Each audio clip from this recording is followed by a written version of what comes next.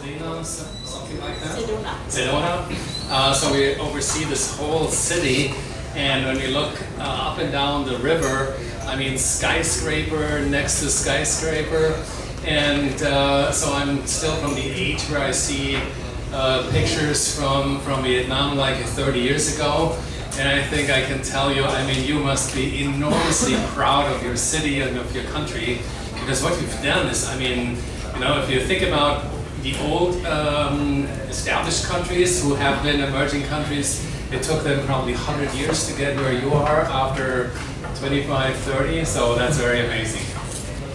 So let me see if I can manage this machine.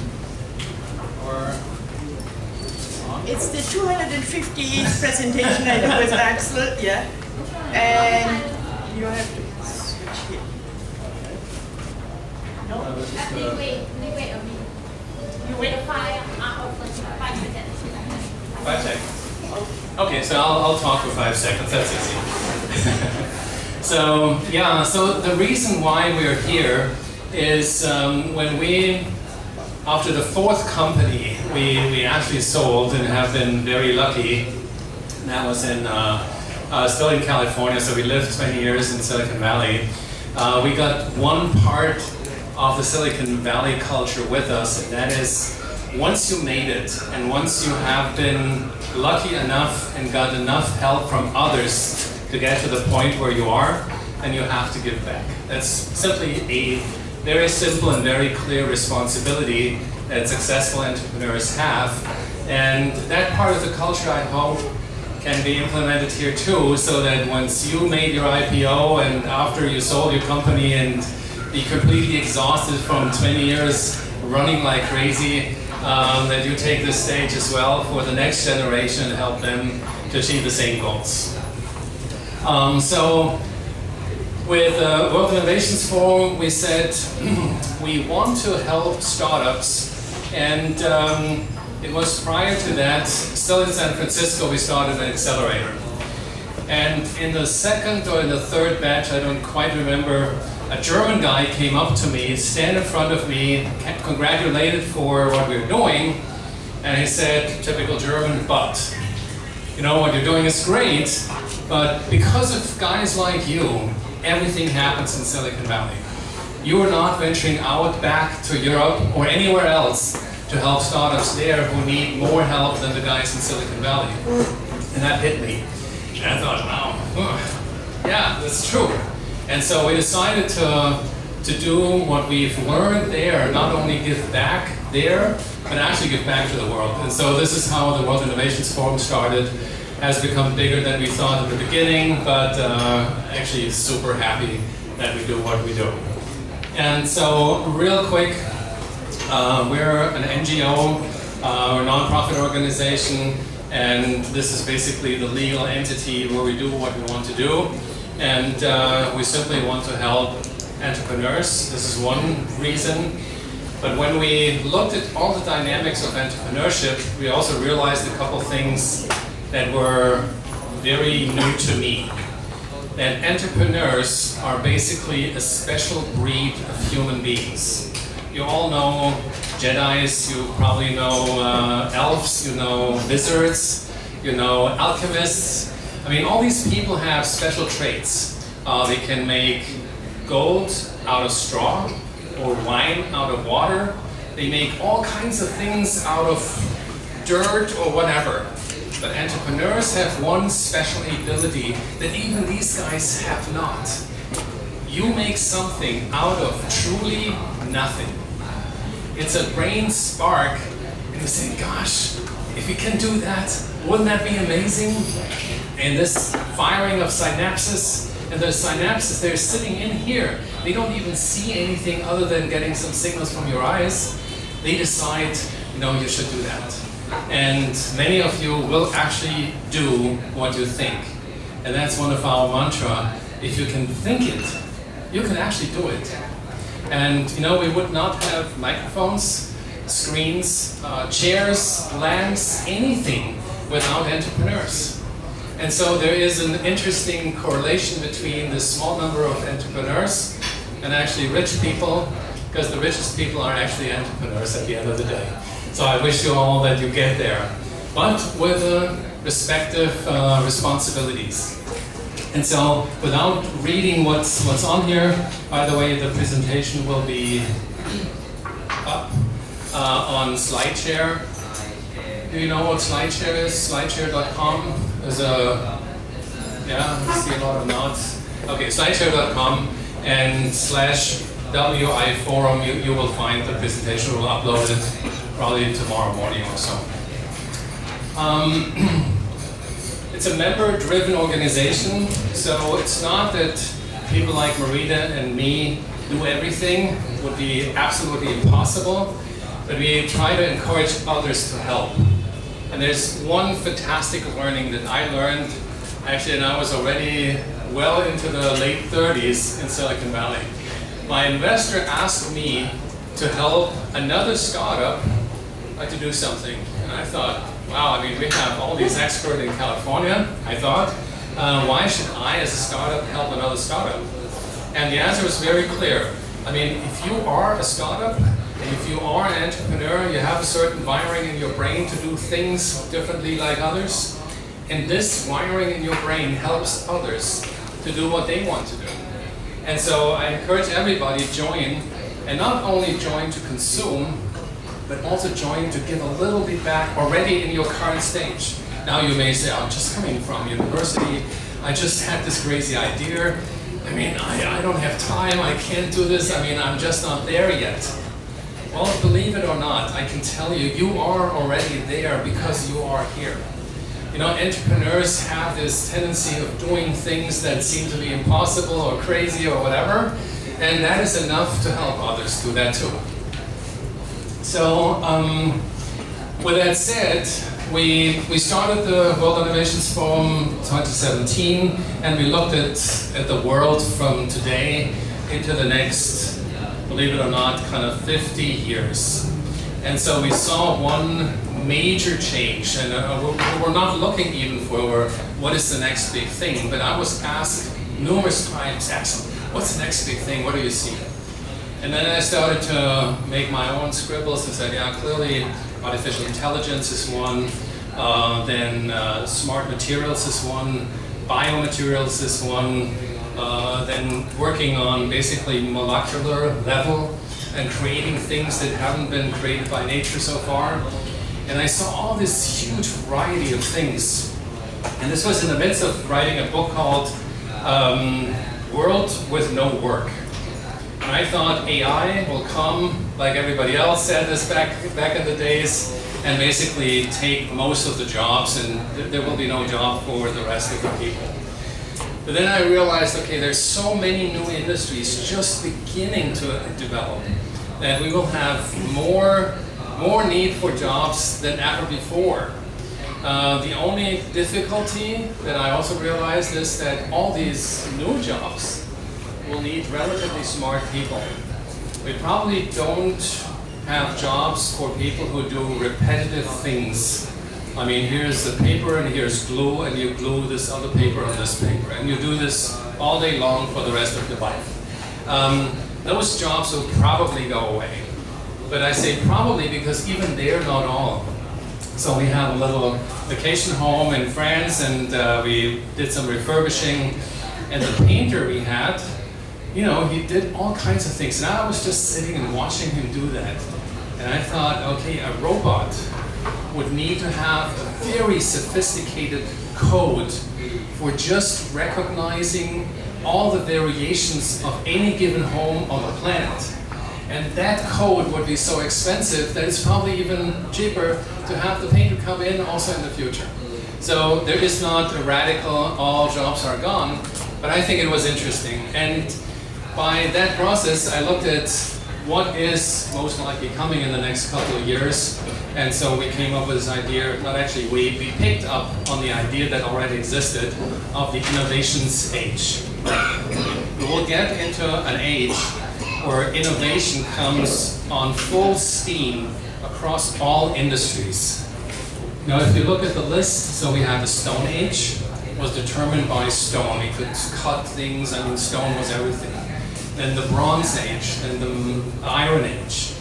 Today we're living still in the information's age, because information is everything, how we communicate and so forth and so forth.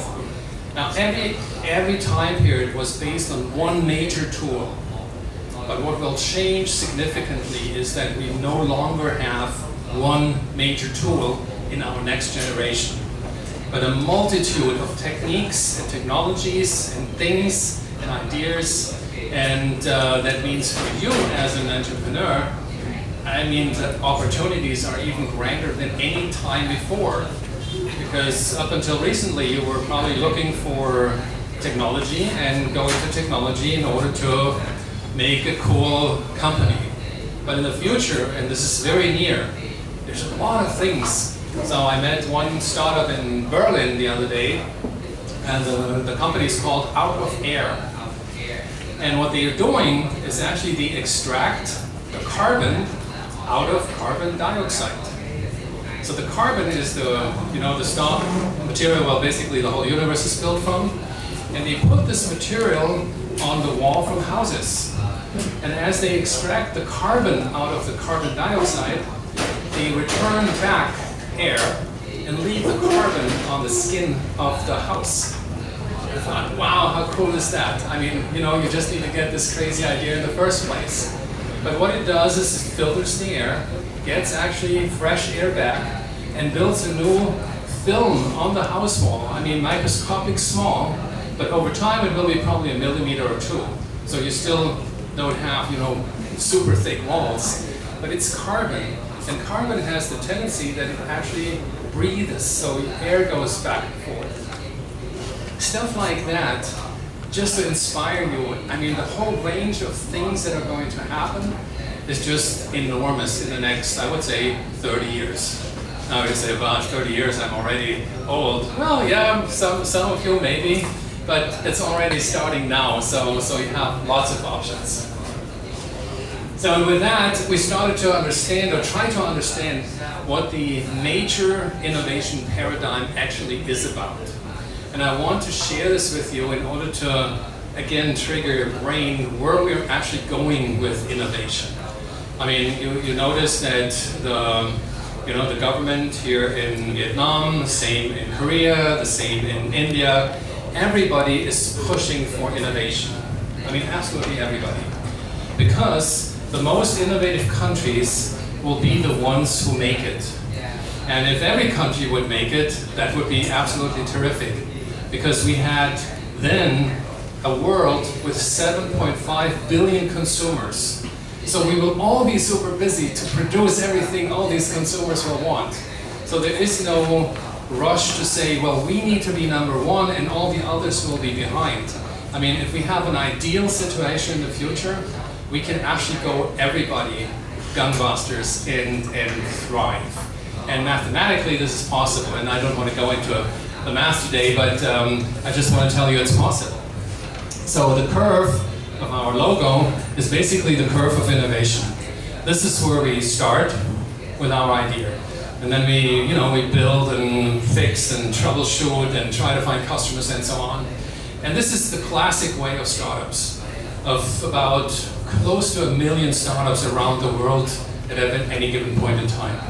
But then there are some who break through this mud, so to speak, and make this huge jump. And the huge jump means they come to a point where the company is so big that they export products into other countries. And I was blown away about 3 months ago. I mean, it took me that long to understand. I found a list and it's called Export Volume Per Capita. I guess most of you are probably familiar with GDP, Gross Domestic Product Income, as a measure for how good a country takes, or GDP per capita, I mean the GDP per person. Export volume per capita is a relatively unnoticed statistic. The only thing I noticed is that when you export to other countries, and a whole country does this very well, the whole country is on top of that list. Now you may say, okay, come on guys, I mean, I'm going to start my startup first. I'm still coding. I have no idea where this goes. Give me a break. Come back later. But the reason why I think it's important to know from the very beginning, because there's, I think it's a Chinese saying, the whole way lies in the first step. And I find this saying very fascinating because it's true. I mean, if I take this step, I mean, I just go in this direction. When I've taken this step, it would take me there. The second step may be correction, but maybe not. And all of a sudden I'm here versus over there. And so think about your first steps and think about going global and exporting products, not for craziness or you can't get enough or this must be because the Americans did that. Not at all. Export per capita equals to prosperity for your country. You can take this as a formula, a super simple algorithm. Export per capita is a KPI for prosperity. Because if you take this list and put the other lists against it, you see the wealthiest countries are those with the biggest exports. Switzerland, 8 million people, tiny, is I think on rank number 7 or so. And this country is super wealthy. I mean, they're doing really well. Now, the United States is on place number 57. A country that you always see on a number 1 line in any statistic as the world leader of anything, but not there. And then if you travel the United States and you go to the so-called Rust Belt, through Indiana and through the Midwest, you realize, boy, I mean, this is cumbersome. I mean, they're struggling. Some people even starving. Some people living in tents. I mean, we've done this tour once. I mean, it's shocking to see that. Well, clearly, I mean, in California, everything is beaten up and go home. The same in New York and Boston. So I say this because we felt that it's important for any startup to think about, can we build the product in a way that we can export it sooner or later? If you can, then this will become a core contributor to the tax income of the country. And if the country is not a super corrupt and really bad whatever country, and in Vietnam it is not, even though some people may think so, then you know this income will drive everything. You know, the new subway, this is just built right now from Japan. At one point it's probably built by yourself. And everything you do here can come from within the country. And this is our whole mission as the World Innovations Forum.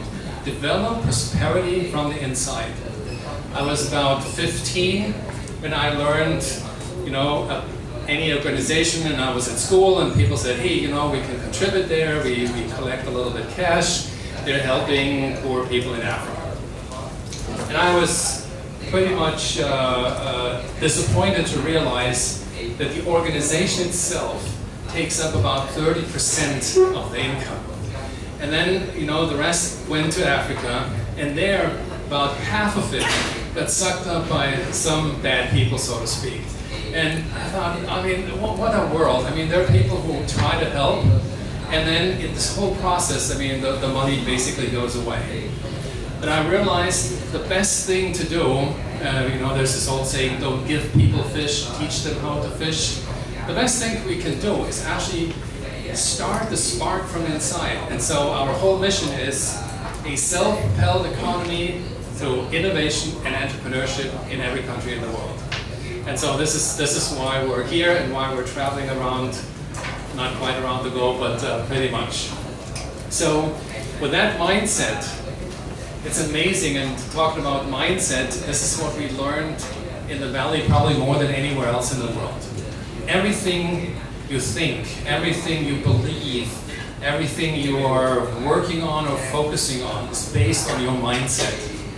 And we humans have this amazing ability to set it ourselves. So we can say, this is what we want to do. We can say, this is what we don't really want to do. This is where we can say, this will be my entire focus for the rest of my life, or I don't know what my focus will be, so I will still see. It doesn't matter, there's no right or wrong. What matters is to understand that we can set our mind, and with our mindset, we do what we think is right.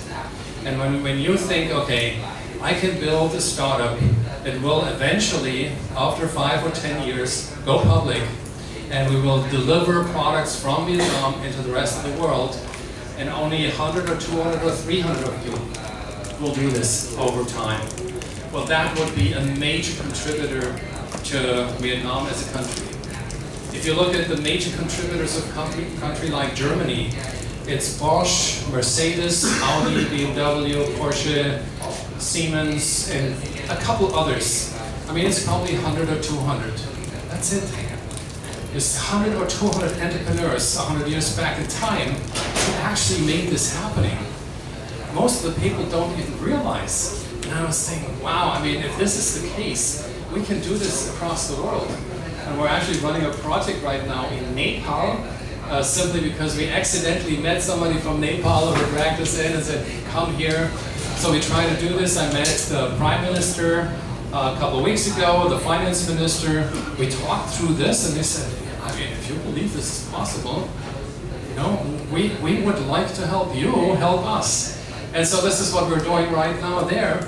And I believe, and I made the calculation, 27 million people, we need 720 entrepreneurs to be successful to turn Nepal from a sub-emerging country to a fully developed country in 15 years.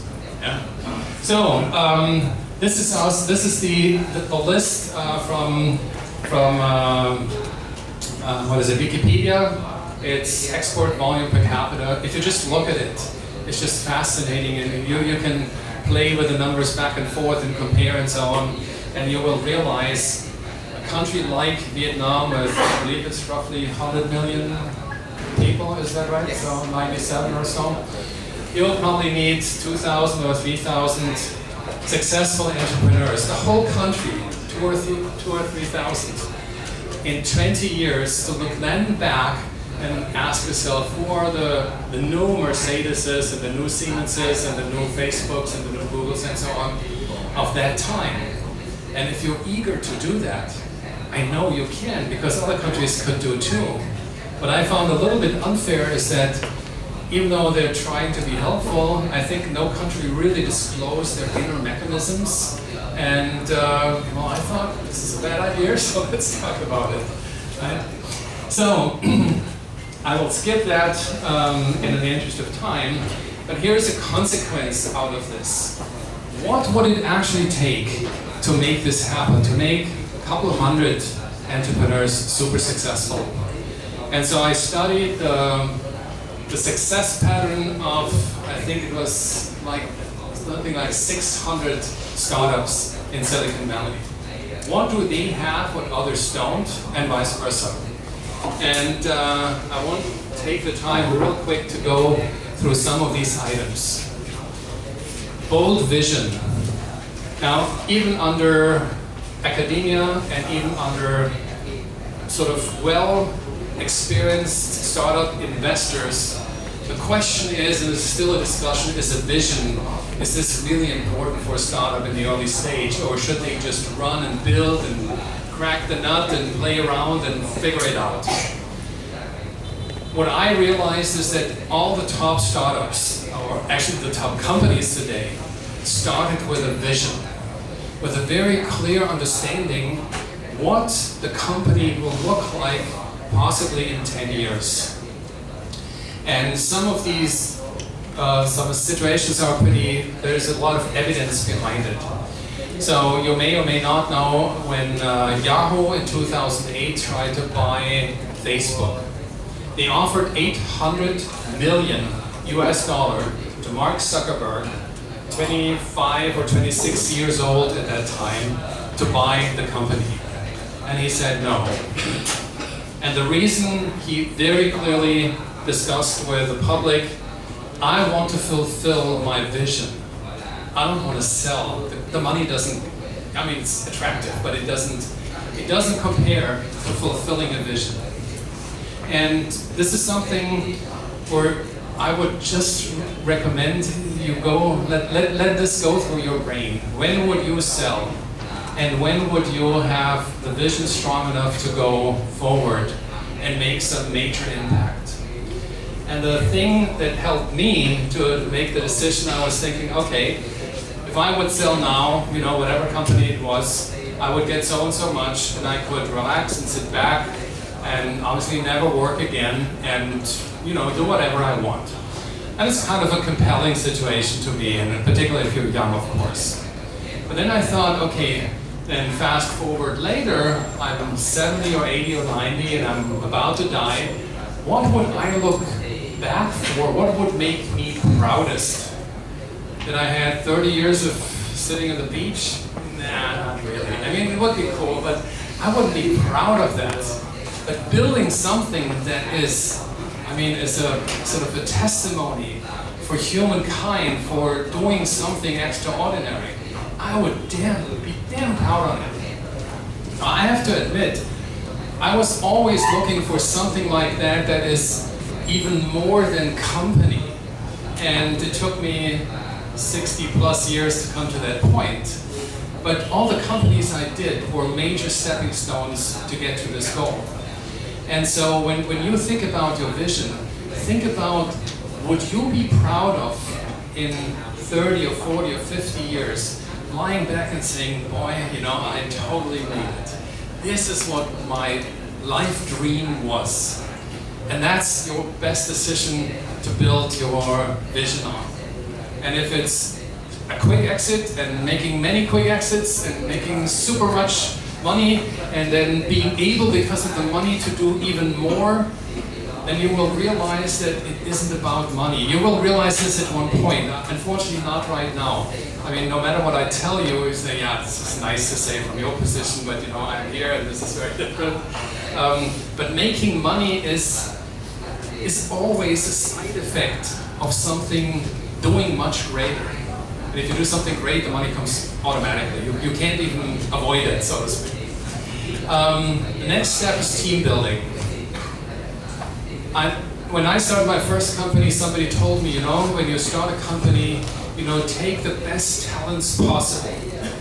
And my immediate reaction was, that's easy. I can't afford these top talents you're talking about. I cannot. And I learned, well, if you make it to co-founders, then it might be possible. But even then, I have 2 or 3, but what's about the rest? And I learned something very important. The smarter people are, and the less likely they're starving hunger in the next 6 months, no matter what they're doing. They're looking for something that is actually fulfilling versus just a job. And these people with that mindset are equal to top-notch people. So when you look for your team, never ever try to run your company alone. Who is a solopreneur? I mean, you own the company and you run it right now. Here, some at least. 1. I mean, come on. 2. Thank you. Thank you. Thank you. Okay, here we go. This is how most companies start. There's nothing wrong with it. However, you will notice that when you're growing with your company, you'll run into bottlenecks right and left. And the biggest bottleneck, again, is your brain. We have 2 types of humans when it comes to business. The type of engineers, deep dive, very sophisticated, very deep in the subject matter of what the company does. And these people are respected by other deep dive engineers. And from their perspective, the other group, which are the sales and marketing and finance people, are not so much respected because they're just trying to sell and marketing and all this crap. What do you do with it? Really not very, very important because the product is everything. But I can only urge you to learn that one is equally important than the other. There is no thing, no company where one runs out of without the other. It's almost like you cannot get a baby with these 2 opposite sexes. It doesn't work, you know? And so the same is here. So find a co-founder, and all of you who are solopreneurs, find a co-founder as quickly as possible. find it so that you two or even three together run the company. And be very sure that the other is not, if you're an engineer, also an engineer. Or if you're the business guy, that the other is also a business guy. That would be a bad idea. Yeah. So then, idea validation globally. So we had a team of Spanish students coming in one day, and we ran an accelerator for them. And then Marita came to me and said, you know what? We need to tell them they need to search in English. I said, yeah, why? Don't they do that? No, they all search in Spanish. And the search results in Spanish obviously is so much smaller than in English. If you build a product, say, whatever, baby food, a camera, a new video system, whatever it is, and you search only in Vietnamese language, the results will only be what's happening in Vietnam, but not what's happening in the US and Europe and the rest of the world. Now you may say, oh wow, this is cool, nobody does this. And you get totally crazy and excited that you built something that nobody has, and you spend a year or two, and all of a sudden you realize, oh gosh, this market is fully saturated. And even here we can actually buy this product, but I forgot to look for the English version. So, very important, look globally and start thinking globally. And then we're coming to language. Why do we do this in English? Of course, because my Vietnamese is really, really bad, to be honest, not a single word. But we do everything we do in the World Innovations Forum in English for a single reason. We want companies to thrive, build part of the ecosystem of a country, and the only way, unfortunately, is to do this with English language skills. So I can only urge you, if your English is not pretty good, learn as fast as you can, as good as you can. Join the forum anyway, even if you hardly can read stuff, even if you hardly can ask a question. Well, take Google to translate it. You get an answer in English, most likely, and then you can translate it back. And in that process, you learn the language as well. But learn the language. I mean, my best friend, he's actually, this was kind of crazy back in the old days. We were blood brothers, you know, like the Indians did. He doesn't speak English, and you know, we were meeting. This was a couple of years ago. I said, you know, I noticed I had one major deficiency in my life. I never learned English. And all what you do, and we're both equal, kind of smart or not smart, dumb or not dumb. The only difference is that I speak English and he doesn't.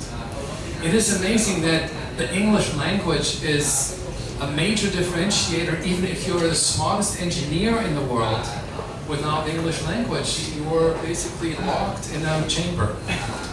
So, strong business model, that is the next thing. We will have a workshop, I believe it's tomorrow, isn't it? Tomorrow morning? Monday. Monday, okay. Monday is, we were running an entrepreneurs workshop, and we'll talk about this a little bit in more detail. But your business model is not the price list. The business model encompasses pricing, the delivery model, the service model, the whole model of how you run your business. And for somebody who is an engineer, this is one of these tasks that you would probably not like. It's not dear to your heart. You would probably even avoid it. But in order to do business, you have to have a business model, and therefore this other person is a good companion in your company. Unique solution, yeah. I mean, if you build something, copy something what somebody else has, well, yeah, you can make it cheaper and you sell it for less money, therefore less margin. You have no development cost, but this is not fun. It doesn't bring the necessary success to a country like a truly innovative solution. Go-to-market strategy. This is where I think Europe is much weaker than the US. And honestly, I feel that Asia is even a little weaker than Europe when it comes to go-to-market. I can see Asian products, relatively speaking, around the world. Relatively speaking, they're all cheap. There might be actually innovative products, but you cannot differentiate one from the other. the go-to-market is, so to speak, almost inexistent in Asia. It all looks the same, it all feels the same, and it all did not cost any marketing dollars. Well, this looks nice on the paper that you don't have this expenditure, but you cannot differentiate yourself, your brand, your company from the rest of the world if you cannot find ways to communicate it so that the customer would say, wow, this is a cool product. I think a great example is Samsung. I mean, Samsung from Korea is one of these brands that they understood we need the brand and our product becomes the brand and not the other way around. So people buy Samsung products and feel good. They have a curved screen, they have this new whatever, what is it called, Q something. There's a lot of innovation behind it, and it's probably not really well marketed still, but the brand does a lot of things to market that product, and this helped Korea, you know, with alongside with LG, to come to enormous export volume. Initial traction. So once you have your idea and you're finished and you say, now let's start a company, try to get traction, meaning sales, immediately. So this is the hardest part in the world. And I mean, when I was coming to Silicon Valley, we had a great idea for an enterprise level software, and my idea was we will need to develop it for 1.5 years and then go to market with it. And my lead investor, and they were not even investors at that place at that time, they said, well, we will invest, but you know, collapse your whole development idea to 6 months. You need to be in the market with your enterprise solution in 6 months. And I said, give me a break, Sam, this is impossible. I mean, look what we have to do. I mean, infrastructure, security, I mean, the coding, database development, I mean, this is impossible. And he said, yeah, I know, everybody says this, and every investor will kick you in your butt to make it in 6 months, so don't argue with me. In 6 months, it need to be out. And sure enough, in 6 months, it was out. And I learned from him how this works. There are a lot of little tricks like, you know, the known issue list. Tell your customer what doesn't work, and the customer is happy. You don't deliver a bad product. You never do that. People say, well, McDonald's is a bad product. No, it's not. Because when you eat your Big Mac or whatever it is, you get exactly what you expect. The expectation is set to what a Big Mac or Whopper or whatever these burgers' names are, how they taste, and this is what you get. If you order Coke, you get exactly what you expect from a Coke. Whether it's a bad product or not, doesn't matter. The expectation is set, and this is why you buy it. Another thing is that he said, you know, when you wait too long, somebody else will probably come up with a similar idea, then see what you're doing, and then all of a sudden, possibly, builds it better, faster, and executes, you know, in a manner that outperforms you. They don't steal your idea. Your idea is, well, the value of your idea is nothing. It's all about execution, how you get your thing into the market. And you probably noticed that we have near zero claims and copyright lawsuits between Eastern and Western countries, because the Western countries know that Eastern country copy, and we don't really care too much. We try to prevent it, but we don't care too much. And here's one reason. I think this is for everybody who is worried about stealing your idea, super important, because it changes the way you run your company. When you have somebody copying your idea, you can call them a follower, because they do what you do. Now, the second question then comes up, what is actually a leader? You cannot be a leader if you don't have follower. You're a solitary, you stand there and say, I'm a leader, yeah, that's cool. Well, that doesn't matter, nobody cares. But if people follow your idea, try to copy it, make the market with you, actually for you, then you become a market leader. So therefore, never, ever, be worried that somebody's copying your idea. It's actually great. But what you have to do though, you have to do this anyway, is execute like a machine gun, like a laser sword. I mean, you need to cut through all the what's and everything, and you need to win on that level. And if you don't, you will lose no matter what. So forgive the copy thing, to protect your idea, do the opposite. Share your idea with everybody in the market. That's one of the other learnings I had. And we started to get out with our idea of our enterprise sales solution back in the days. And I started to talk with people, what we do, how we do it, how it works, and so on. People get excited. I said, yeah, well, but it's similar to this. No, it's actually different because of that. So the question always comes, aren't you afraid that people will copy you? I said, no, not really. I didn't tell the whole story. I just said, no, I'm not really scared about it. So, and this is where you get initial traction, because people will talk about what you're doing. But only if you tell everybody and his dog what you are doing. If you keep it for yourself, no traction. If you talk to the rest of the world, you will get traction. Strong brand development. I talked about brand before. Be sure that what you're doing becomes a brand. And learn from, I think it was Ogilvy, one of the top advertising agencies. The brand is defined by you, that's clear, but it's made by the market. All your customers define at the end of the day what that brand stands for. And if that brand stands for something great, then you won. And if it doesn't, unfortunately you lost. Because for most people, no matter of what culture they are from, what level they're from, people look for brands they can trust. And so if you build your little startup with a brand early on, and the brand if that is even associated with your vision, that's great. And if not, guess what? The brand and your vision, even though your brand may be XC743. You say, oh gosh, what is this? Well, in 10 years or 20 years, XFC, what did I say, 747 or so, will become a brand where people say, wow. I mean, Airbnb. I mean, Air, and then a B, and an N, and a B. I mean, how bizarre is this? But nobody asks, what does Airbnb actually mean, and where does it come from, and why is it that? Well, Airbnb, pretty much everybody in the world who's traveling knows what Airbnb means. The same with Coca-Cola. Does anybody know where the name actually comes from? Probably, yeah, some may not, right?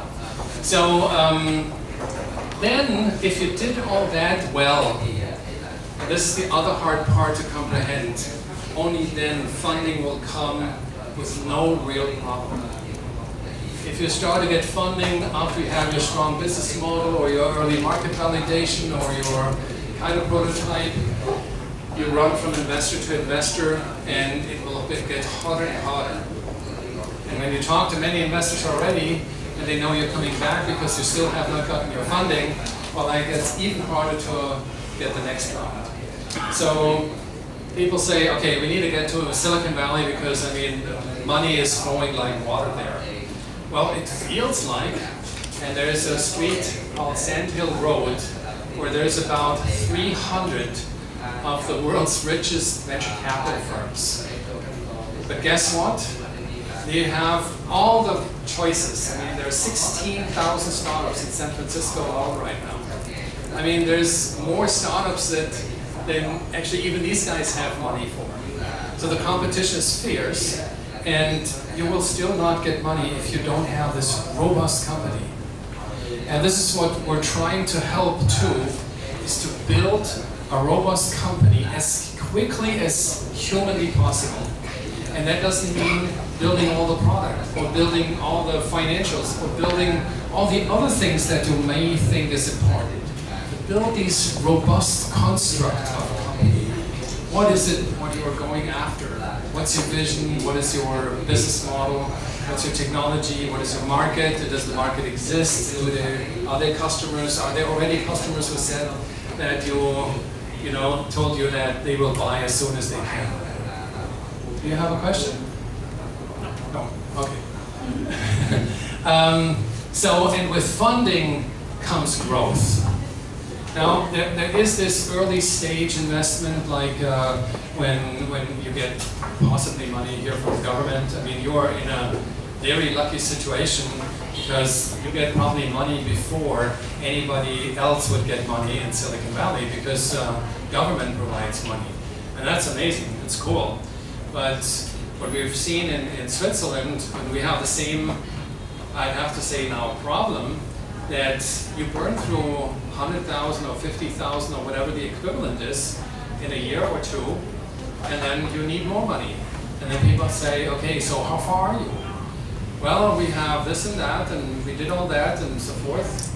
And the disappointment grows because there's still no revenue, there's still no finished product, there's still no fully designed concept, there's still no marketing. And then people fall back on their flat on their face. And we've seen more startups in Switzerland now with all the money they got, like you are getting, and not proceeding because it wasn't enough. So be very sure that you have these things covered, and then the very last after growth is an IPO. Now IPOs are so far away. I mean, this is like 7 or 10 years from now. And you would say, okay, now you're getting on my nerves because this is all future stuff. I mean, tomorrow morning you go into your office and need to fix 4 million or gazillion things. So let me alone with your IPO. I only want to see that idea because an IPO here in Vietnam would mean for the country and for you that you're contributing to this ecosystem more than anything else. I just finished a blog post, it's on the World Innovations Forum page, comparing two scenarios. One is a country or is a company in a country where they just build a company, then they sell it to someone else. Let's say it's Google or it doesn't matter. When the company gets sold, there's nothing left for the country. So obviously you as an entrepreneur, you made some money, but it's probably not enough to actually relax and sit back and never ever work again. So you will need to get back. And if you do the same thing again, because it was pretty successful in the first place, there's no prosperity for the country. Only if the country actually has, through you, innovative products that they're going to sell, and all of a sudden, like we talked about Korea, or back in the days we talked about Japan, we talk about Vietnam because X, Y, and Z technology, the best of the best, comes from Vietnam. And there's no reason why it could not. Because your brain is no different than mine. Your mindset is depending on your mindset, like mine is on mine. There's no difference between us. Your education is probably even better than mine because mine is really old and yours is the hottest and latest and greatest. So you're theoretically even in an advantage. The only disadvantage is probably that you're not kicked regularly, that your mindset is driving everything. And without not mindset, I mean, you're running around like I did earlier, you know, because mine's my here, well, now there, maybe over there.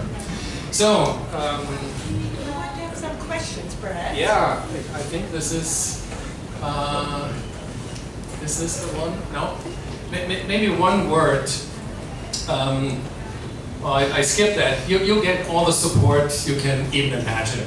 And there are still very few countries in the world where the government even is so behind the ecosystem than in Vietnam. I think it's probably 10 out of 200 countries in the world where that happens. So you're in a very luxurious position, and that's great. I mean, just, you know, take this advantage.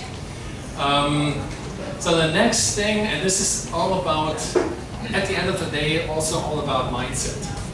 And we discussed a little bit before the event about it, and I just heard that you wrote this book, which I hope it can be in English at one point.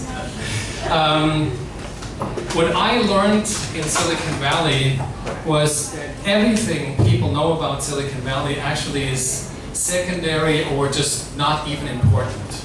It's not the money, it's not the technology, it's not Stanford, it's not the beautiful weather. I think it's actually warmer here than over there. What the huge difference is, going back to kind of mindset, is culture. And when we came back to Europe, we actually realized what this mega shift in cultural response is when we talk to startups in Berlin and in Munich and so on.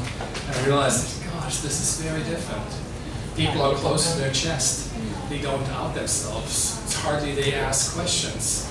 I mean, in California, I would have probably, an hour later because there were so many questions in between. So the culture is different, and I learned that you know that too. Who of you would love to have a little bit more open culture, more communication, more interaction, and so on? Can I get some hands? Okay. Okay. Cool. So, am I right that everybody else likes to keep it the way it is? Hands up for like to keep it the way it is? No hands. Okay. So see the little difference is that nobody wants to keep it the way it is. A few raise their hands to make a change. And there's one thing in culture that I, again, learned in the Valley. You don't have to basically ignore the culture where you're coming from. The culture of your parents, the culture of the ecosystem, your friends, everybody. No, you should not. I mean, absolutely not. But if you want a more open culture, a more exchange, more dialogue with your fellow entrepreneurs, you simply can do it in like a place like this. Exchange. Hey, Joe, I have a question. Are you running, whatever language XYZ? I come across a problem. Can you help me? And then if you start helping, which you probably do naturally, and the other person is surprised that it's because they tried it for the first time, that they're actually helpful. And so here's a couple things that describes the culture of the World Innovations Forum, our community, and the people who are working with us. Like, there is no idea crazy enough. Never ever. There is no too bold thinking because it's crazy or something. It doesn't exist. And if you have something which is very outstanding, that is so outstanding that is actually unbelievable, we would not tell you, well, this is not realistic. Come on, rethink it. We would actually help you find a way to make it happen. And sometimes it is very difficult even for the other side. But that is what I learned also in the Valley is, well, yes, it's difficult, but it is difficult anyway. It's difficult to fly to the moon and come back. It's difficult to now, I think the Chinese landed on the dark side of the moon and tried to develop sort of a station there and so forth. I just learned it actually this morning that the radiation and the frequencies and so on the dark side is next to zero. So they have a beautiful environment to actually sense any kind of radiation far away from moon. So if we have some very fast asteroid approaching, it's almost the only place where we can sense it. Well, cool, bold, amazing ideas. If you would come to me and say, hey Axel, I want to build another thing, well, it's on the backside of the Mars, and this is my idea, and we will have a population of 250,000 in 1 year. Yeah, it's crazy, and this seems impossible, but I wouldn't say, oh, come on, this is crazy. No, we would find ways. And if you then decide, well, it was really too crazy, there's just no way to have it, just doesn't make sense right now, okay, then I'll probably either agree, or I kick you and say, hey, come on, don't stop. It's a good start. Let's keep going. So we have no stupid questions. You see that list, and you set the presentation, so I don't need to go through the entire list.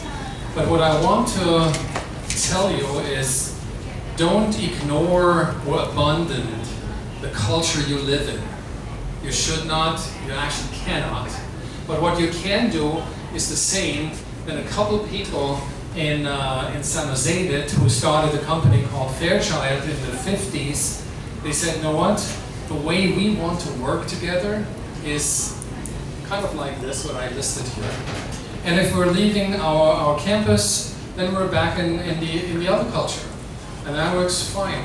And if you further then agree, never point at the other people like old or, different thinking, complicated. I mean, whatever you don't like with them, you know, let them their culture too, and play in that culture as long as you're there, and play with your parents as long as you're there.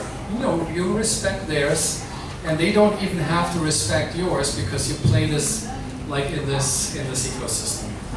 And this would be a start where we can create a culture that you probably like, but more importantly, that you need. If you would take, are you sort of familiar with artificial intelligence, I guess, sort of at least heard of it? So the AI machines that are existing today are pretty powerful, but still not like general artificial intelligence, like the superhumans and so on. But now imagine if you have 20 or 50 or 100 of those machines. And it is not developed yet, but people are working on it. And let these machines communicate amongst each other in a microsecond dialogue. I mean, the power of connecting AI machines is, I mean, still today is kind of unthinkable. So why do we not do the same? Because our way of communicating is the single most important difference to animals. It's our language and how we communicate with others. I can tell you a little bit about the future. You can tell me what your grandfather did in Vietnam back in the old days. You have not seen it, I have not seen it, but you can tell me based on other people's telling you. With our language, we can communicate in time, back and forth. We can get ideas from situations that we have never been in, but somebody else has been. An elephant cannot tell an elephant baby, you know, your grandfather back in Kenya, because this is where we are from. Before we went to Tanzania, we did this and that. They cannot. I mean, they can communicate, but not in that detail.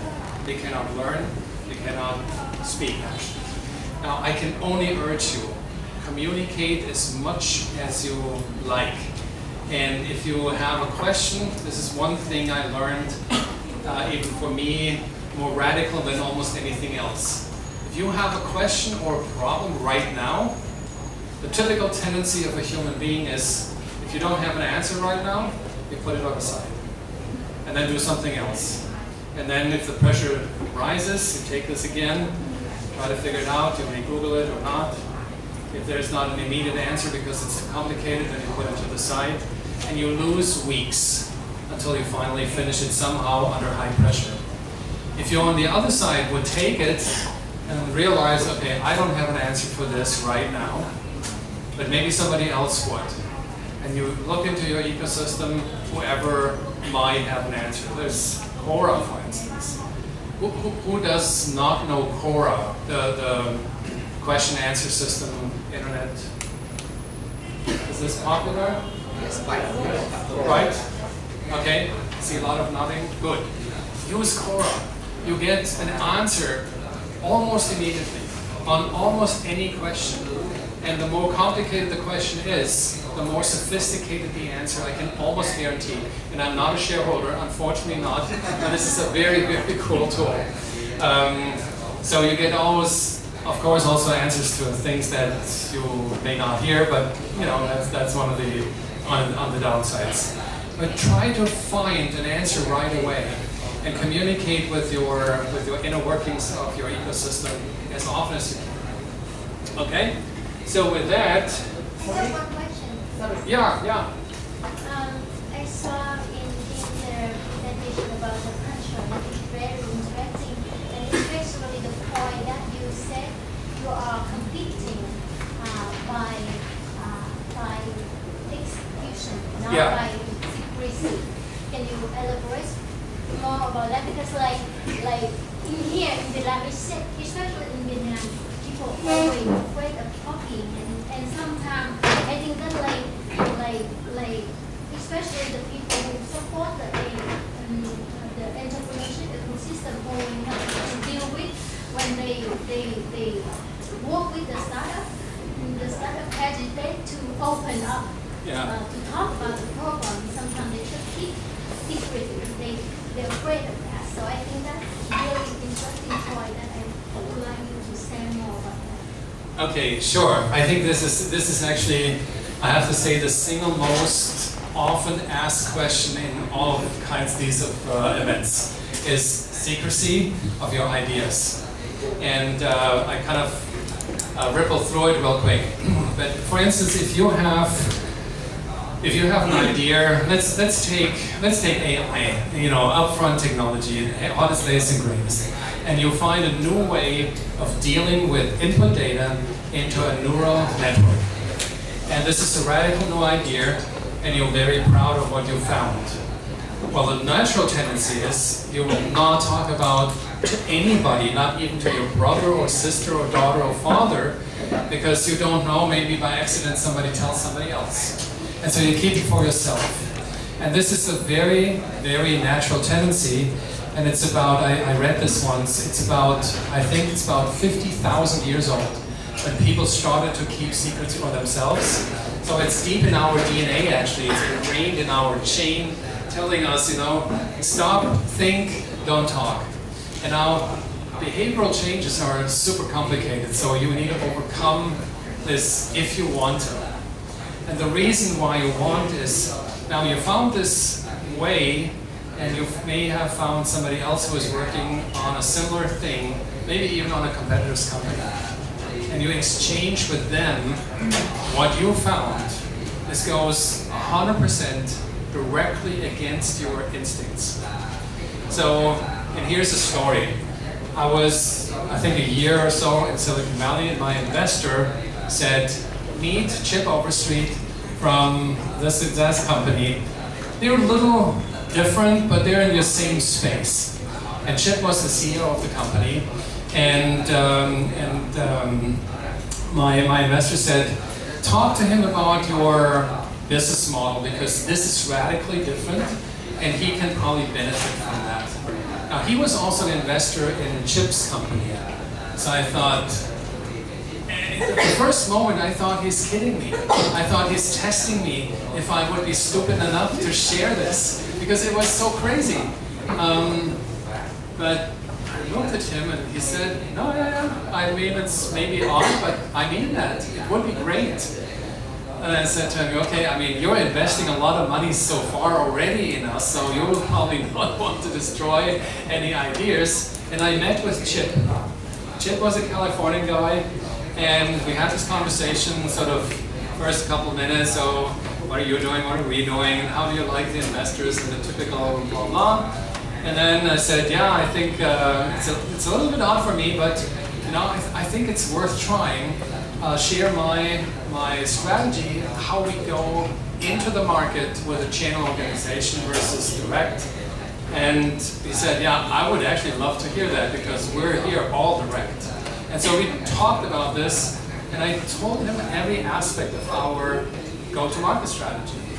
And he said, well, I mean, first of all, congratulations, because I wouldn't expect this from a foreigner to be that open, but we learned both from each other. I learned from him how he actually structured his deal ways and his forecasting models and so on. And we departed, and we became, actually over time, we became friends. For me, this was, I mean, the single most, how to say that, surprising meeting, because I started myself over my own shadow, so to speak, because I shared things which I would have normally not done. But the result was amazing, because I learned a lot from him too. And so I started to embrace this. I mean, it became second nature. I shared technology, secrets, so to speak. And there are two breeds also on the investor side. I mean, some are typically the ones who come from the lawyer end. They force immediately, you know, file a patent and non-disclosure agreements and all the yada yada. But the other group is really more open. And so I think in retrospect, after all these years, I have never lost because I shared. I have almost always gained because of that sharing and dialogue. So I can only encourage you to think about it. I don't want to suggest it like you have to do this, but definitely consider it. I mean, and I learned part of this Silicon Valley spirit is transparency. openness, sharing, working together, collaboration. I mean, there's no place other than California where it's so intense. And my wish is actually to try to make that happen in other countries too, because it's a huge benefit. So yeah, thanks Marita. So your dreams, in order to not just me speaking, and I know for you it's probably tougher than if you would be a Californian, so to speak. But I would love to hear what your dreams are, and also what your immediate challenges are, where you say, you know, this is what's bugging me. This is something I have to overcome in the next couple of weeks. I'm not really sure how to do that. And typically, you know, the inner alert comes, oh, this shows me as incompetent and not good enough. But you should avoid that thinking, because it happens to all of us. I mean, there is not a single person in this room that knows everything that lies even in the next 6 months ahead of you. Because we're entrepreneurs, we don't know. And I learned something actually through my AI work. You know what? The single most important thing about life and humans is our incompetence going forward. We don't know. If we would be perfect humans, that would be the time we're dead. Because the perfect human has no way to develop anymore. It's perfect. I mean, second generation of a perfect human would be death. I mean, there's nothing to do anymore. There's nothing to develop. There's nothing to go forward. But nature, on the whole universe, is about forward, bigger, greater, more extension, more planets, more black holes, more I don't know what else. So don't be the perfect person, because that would be a dead person. So who is brave enough to say, okay, here's a question, this is on my next 6 weeks and I'm struggling, or you don't need to say I'm struggling, but you're challenged to get this done, or so. Anybody? Wow, cool. Thank you. We get a microphone. Can we get a mic? Yes. Or take this. Let's go. I actually can speak louder, so that's no problem. Okay. Well, I think firstly, thank you for your presentation, and I'm sure that we can find a lot of useful suggestions from your speech.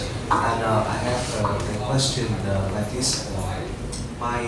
Because I am engineer based, and I have two really challenge when doing startup. First thing is the ideas. First is about the ideas, because in the past I almost worked in with the technology. I mean cyber network infrastructure. So I don't have I don't know how to approach the market to understand the market demands.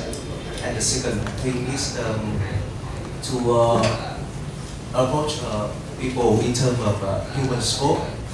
And for me, I think this my two biggest challenge.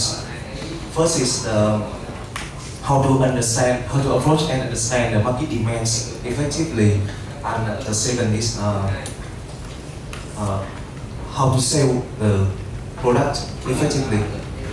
Cool, super, thank you. So this is great. I mean, this is a question that probably half of you would have also asked if it just came to mind in this moment. So if I understand right, and I wasn't quite sure about so was it the idea that you're looking for, or how to structure an idea? Actually, I have several ideas, but I choose the right one. I confused whether first is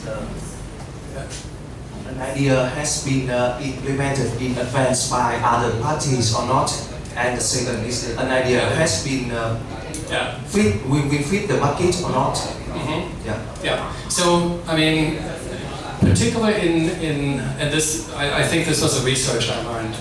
If you are between 20, I believe, and 30, you know, people, humans, all humans. I mean, they're a volcano of ideas. You know, you could do this and that, and you all of a sudden resonate to the world around you, which is full of problems. I mean, it's good for entrepreneurs because there's thousands of ideas that you could, or problems that you could solve. Now, what I did once, this is just my personal own experience. I actually bought a little booklet, and the cover was yellow for whatever reason, and so it became the yellow book. And I put in my ideas, and I had one page for every idea. This is way back in time. And I believe I ended up with 15 ideas. And so I needed to choose, you know, and I thought, okay, what is like culturally, socially valid? What is technology-wise cool? What is the image value? You know, if I'm the CEO of company X, what kind of image value would that be? What's sort of the financial outcome? And I just randomly looked at various perspectives. And so while I drew that list for my 18 ideas, there were two that I thought were pretty cool ideas and also things I was interested in. Now I have to say I did none of them. But while doing this book, I had a third idea. And that third idea was actually a distribution company of products that we sell through. This was in the beginning of the internet age. Because I realized I could have done this also not in a book, but obviously on like a Word. But I could now even do this online, so I could have other people resonate on the ideas. And so this new idea started actually being something different. But it is difficult to find out what is relevant. Now here comes back to culture.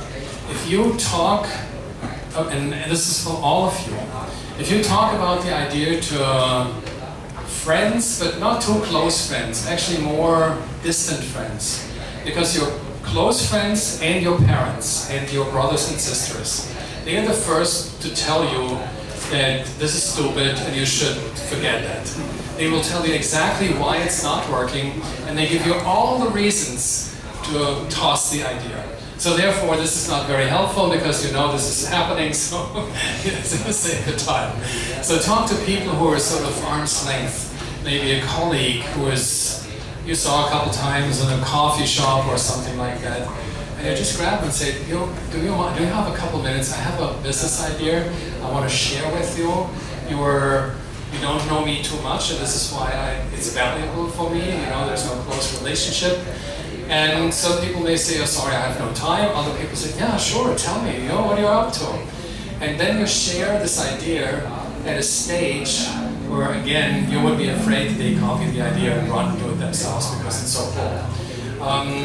But typically, it's not happening, and even if it would happen, if that is a smart person, then they would say, let's do this together. And if that is a person that resonates with you, then I would say, yeah, that's the best way you can do, work with him together. And if there's somebody who wants to run and do it himself, let him go, because solopreneurs never won in the last 50 years. And with that, you come to a conclusion saying, okay, who would be the customer for that product? And that is the other hard part, is how do you select complete strangers who could be a potential customer for your product? And I found it most easy is to go on LinkedIn and look for the category of customers that I'm basically approaching. And I did this, fortunately I don't have it here. Once the idea matured, I put a wallpaper on my screen, on my laptop, and I had photos from these from these user profiles from LinkedIn with names, and said, these are my future customers. And then I pinged them once in a while or contacted them. You know, be very polite because people don't want to be just contacted. But if it's written nicely, like, you know, if you're not up to answer, you know, fully respect, and you're a startup entrepreneur, I mean, you have this bonus being a startup entrepreneur that pretty much the rest of the world, I'm always saying even the Pope would answer, because they know, you know, startups are this special breed. And with that feedback from those who simply say, yeah, you know, tell me more about the idea, and ideally you have it on a web page so they can with a click, look it up, what the idea is. Obviously you'll expose it again, but you know, I think most people have more trouble getting high traffic to the website than not getting anybody there. So and if it's new, you won't be too exposed anyway.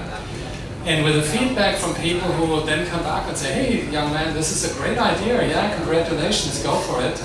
Then you know, okay, you have at least somebody who could go back to and say, hey, may I ask you one more question? I want to get you as a, you know, on my customer advisory board or something like that. And you will be surprised that people, and this goes back again in time, humans are, per definition, helpful. There's a very small part of humans who are not, who are saying, I don't have any time, I don't care, I don't interested in support. The majority actually takes the time, and you work with those.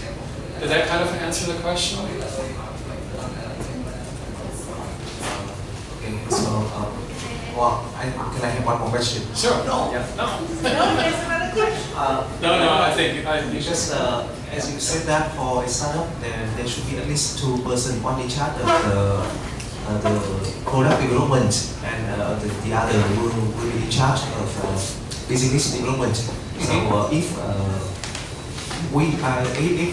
a group that only one person and engineer base and very few knowledge of business development, and we would get, I mean, if there is only one person with engineer base and very few knowledge of business, can they be successful as startup? No. Yeah. There's only one. I personally suppose that the percentage is 0. Yeah. So the one thing about co-founders cannot find a co-founder. Yeah. It's one of the hardest parts, by the way, for everybody. And but one of the things about co-founders from the investor's perspective, and an investor looks very precisely on co-founders, is it gives the investor an indication of how social you are, how communicative you are, to attract other people to your enterprise, so to speak, even though it's not even a startup yet. If you are not able to attract others, then this is a red flag, because you will need to attract people for the rest of your life. Employees, business partners, suppliers, customers, and so forth, investors, and so forth. And if you're not finding the right co-founder right now, well, then keep looking. And one way is events like this. Sometimes we have open microphone, maybe we can even do this later on. I think it's a good idea. So you can introduce yourself, maybe do it in Vietnamese, and say, hey, this is an idea I have. Anybody here interested in joining me? And probably nobody comes. Then you do it again and again and again. And all of a sudden you find somebody. And there's one thing I would also like to add to it, because it's very important. The level of trust. So most co-founders that even seem to match may break up because one or the other doesn't trust the other. And trust is a huge, complex thing. Because trust is something that we cannot even articulate exactly. Because it's emotional, it's personal, sometimes factual, sometimes a mix of everything. Now, on co-founders, I had 4 companies, and I had Rita, obviously, as a co-founder. That was inherited trust. But all the others were people that I knew, but could I trust them? I would say probably not. I mean, seriously not. But there's one thing in a company, when you found a company, and what you should do, actually sort of at least, is having like a 50-50 partnership. Now this other person that you don't trust, he probably doesn't trust you either, I mean not fully, you would think, is this somebody I want to build a company with? I mean, even have half of the company just because I think the capabilities are good. And if you think, I really like this guy, or I think it works out, then you can actually, without trusting him, make him a co-founder. The only one thing that you need to take care of is that also this person, like you, invests everything into this baby. And you become basically parents to this baby called company. And none of you will ever lose the opportunity of making this big.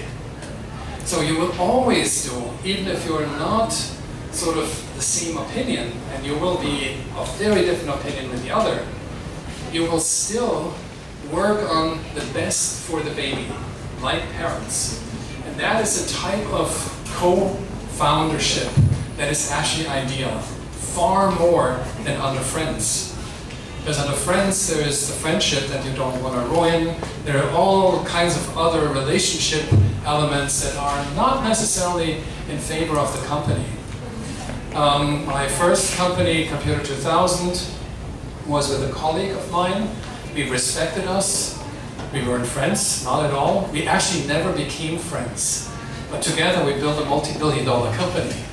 And it worked out because we agreed on one thing.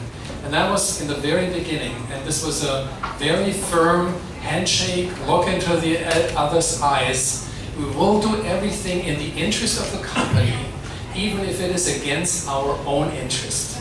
That was the only promise we gave each other. And I thought this was powerful. That was actually his idea. And I did the same with a second company, Finegate, when we had, Marina and I, we started it, and then we had a CFO, but he started a Swiss operation, and I wanted him to get into the company too. He didn't have as much money as we had because we had been already successful with the other company, but I wanted him to be up to here involved in that company. Anything he had, he needed to basically give. And we gave him basically half of the company, even though we put more money in it than him. But for me, it wasn't about the money, it was about the total commitment. And I negotiated with him 6 months until he actually agreed.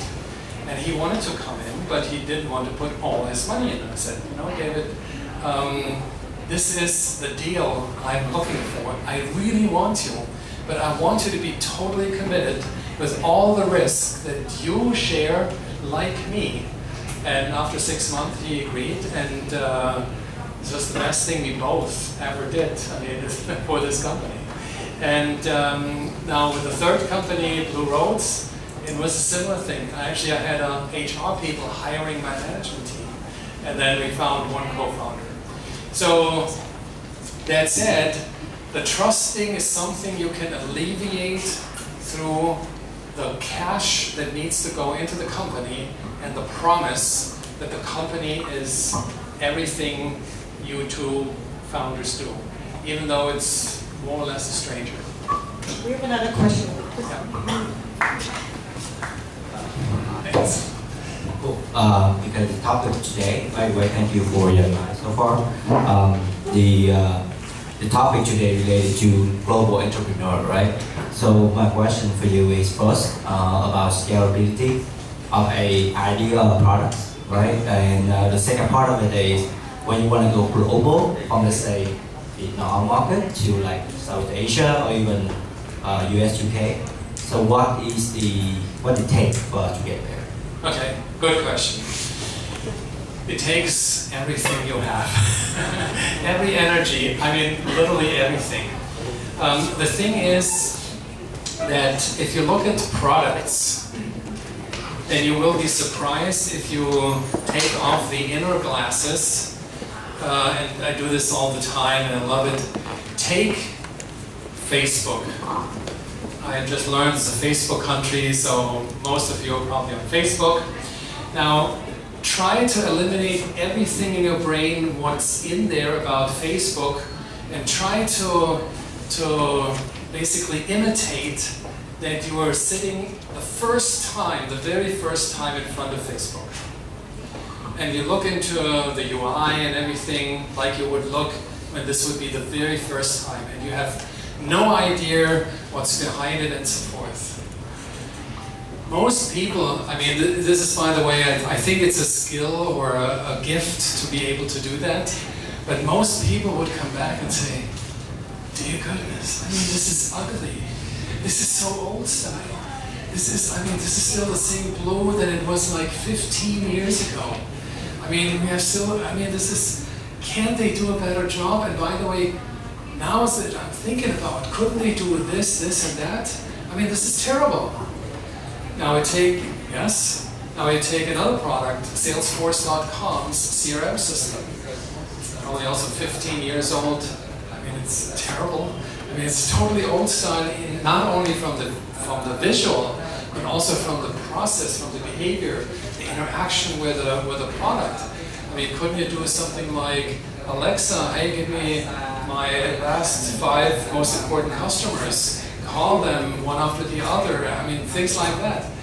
Absolutely possible today, but we don't. We don't because we obey Masa Buana, Salesforce.com, the one and the only, and so forth. So what it takes is ignore everything that's out there and do, in your mind, what would be ideal for the customer base you're trying to serve. And by the law of nature, this will be newer, better, and you would do everything that you learned for this market where the others cannot really change anymore. I mean, for Salesforce to change their system would be actually a disaster. And not for Salesforce, but for their existing, I don't know, you know the number of customers? I don't know anymore. It's too big. All have to be retrained in the new Salesforce system. And they would lose more customers than they gain. So they can't do it. Now this is for you the mega opportunity to say, I want all these customers who are not customers of them, and I don't want to even touch their customer base. I don't want to grab their customers, because they're used to do that. I want these guys who say, oh, come on, and then there need to be something better than that. And as you find them, you grow with them, and after a couple of years, some of the Salesforce customer will move, and you will be the new Salesforce. The very same way like Salesforce won against Siebel before, who took over basically their product. So be idealistic. The ideal solution would be that, scrape everything that's out there, then confirm that there are enough people who would also love to do that, or have that. And this is probably the most important step in your company. The other is when you think about going global. I mean, you fly maybe from here somewhere else, and you realize, okay, just this world is so big. How can I ever conquer it? Well, the answer must be you can absolutely not, but you don't have to. You have a co-founder. Going back to co-founders, the co-founder may be the salesperson. In his brain, there's nothing about technology, there's nothing about structure, there's nothing about concepts and ideas and everything like that.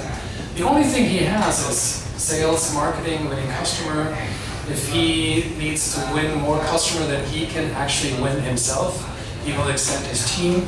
And he knows somebody in Germany, for instance, or in Brazil, or in Portugal. Call him and say, hey Joe, I'm on this new company here. This is so cool, I have to show you. And then he shows them. He says, wow, yeah, this is really cool. And all of a sudden, you go into this world. We started the World Innovations Forum 15 months ago. We're in 27 countries right now. People say, this is typical Axel. Nobody can do this. I can tell you, this was not difficult. Not at all. We just had our vision. We told anybody that we know what we're trying to do. And sometimes the oddest people came and say, wow, can I help you? I thought, well, you will help you? Oh, wow, yeah, cool. And sometimes people that we didn't know at all. By coincidence, through the Swiss Enterprise Group, so we met and so we chatted and said, yeah, sure, I help you. I think this is cool what you do. And so 18 months later, we're here and have an amazing audience, and it worked magically. Did that help? Yeah. Yeah, cool. I have two more questions here. Thank you. How to develop